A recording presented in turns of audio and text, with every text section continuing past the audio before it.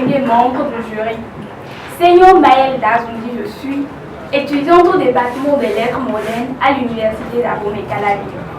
Égalité des sexes aujourd'hui pour un avenir durable. Selon l'Organisation des Nations Unies, ONU, tous les hommes naissent libres et égaux en droit et en dignité. Selon la Bible, la femme est tirée des côtes de l'homme et se doit d'être soumise à son homme. C'est ce que dit Éphésiens 5, verset 22.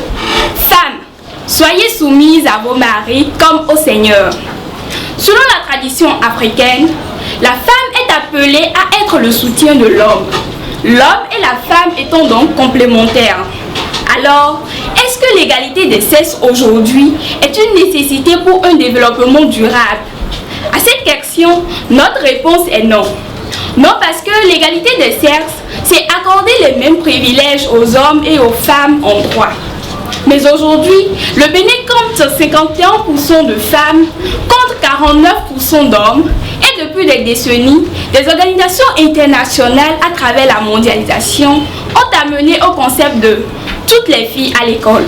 Et effectivement, elles sont presque toutes allées à l'école. Mais combien d'entre elles sont sorties de nos universités avec un diplôme? Malgré celles qui sont sorties, combien ne les ont pas rangées pour devenir mères au foyer? Et combien ont tenu jusqu'au bout pour être à des instances de décision? Ce n'est vraiment pas une question d'égalité de sexe, mais une question d'ambition et d'engagement personnel. L'égalité des sexes reste droit et idéologie. Dire par exemple que dans un foyer, l'homme et la femme sont égaux signifie qu'ils sont à pouvoir partager et à tâches égales. Alors que sans l'égalité des sexes dont nous parlons, la complémentarité entre l'homme et la femme a déjà un impact positif sur l'éducation des enfants. La femme s'occupant de l'éducation à grande échelle et l'homme sur le financement des études, deux capitaines ne peuvent pas rester dans un même bateau. Soit l'un est l'eau et l'autre le feu ou vice-versa. Sur le plan économique, les femmes sont les poumons de l'économie à travers nos marchés. Prenons le marché d'Antokwa par exemple. Elles sont majoritaires de grands entrepreneurs et de véritables femmes d'affaires. Devenir homme, devenir économiste au Bénin n'est vraiment pas une question d'égalité de sexe, mais une question d'engagement et d'ambition personnelle.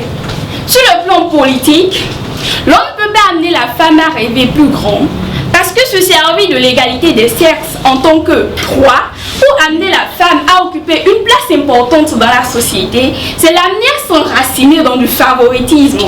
Devenir homme ou femme politique reste toujours une ambition et un engagement personnel. Chers membres du jury, la femme doit arrêter de penser qu'elle doit être égale à l'homme devant la loi avant d'être un acteur ou un maillon fort d'un développement durable.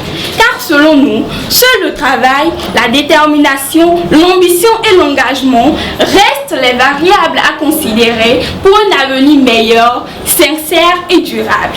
Ce n'est pas Hélène Johnson ou Mariam Tchabi Talata qui nous diront le contraire.